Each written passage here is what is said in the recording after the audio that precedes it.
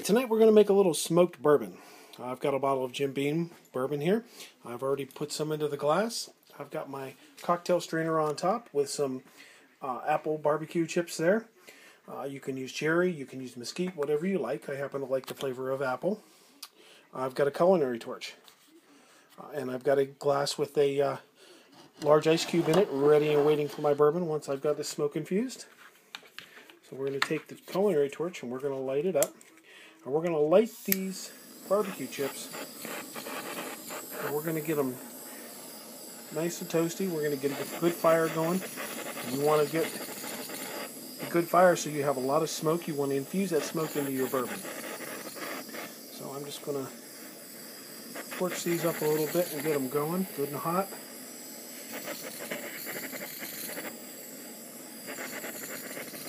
Once we get a good fire going there, we'll let it burn for just a moment. There we go. Now you're going to want to let that go. Let the wood get good and hot because you want to get a good smoke going. So once you got your fire going here, I'll get down here and show you a little bit. You're going to get a little bit of smoke to come down into the glass. But you're going to take your other glass and you're going to put it right on top. Now I've got that glass on top there, and it's going to put the fire out, of course, and now watch the smoke go down into the bourbon. Now you're going to get all that good smoky flavor down in that bourbon. I like to give it a little swirl here.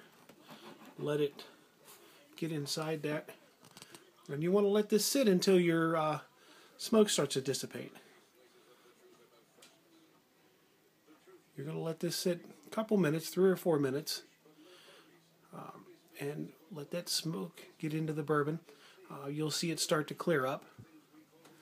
And once it clears up, then you can go ahead and some people like to take the barbecue chips and actually drop them down into the bourbon itself to get some more of that flavor. I don't mind that at all. I know some people would not prefer to do that. That's completely your choice. So as you can see, the smoke is starting to gather down around the whiskey, and that's what you want. You want to get that smoky flavor down in there. Now, the longer you leave this set, the little more intense your smoke flavor is going to get. And again, you can use any style of bourbon that you want, any whiskey, really any spirit that you want to use. I just happen to have a bottle of Jim Beam here handy and thought that I would use that. Now I'm going to rush this just a moment for you to see.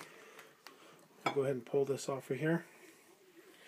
Now I still have a little bit of red going on there on the wood, and I'm just going to go ahead and let it fall right down in.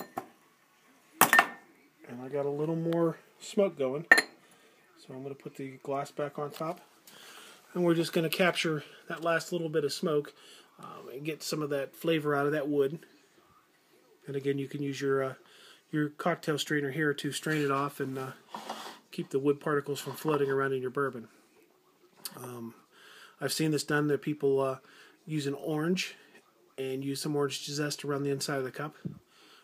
Again, that's a personal preference. If that's something that you would like to do, by all means, go right ahead. I'll just take my cocktail strainer, and I will pour this right over top of my large ice cube. And there we go. We have a smoked bourbon for you. It's going to be got a nice hit of smoke, and you'll really enjoy it.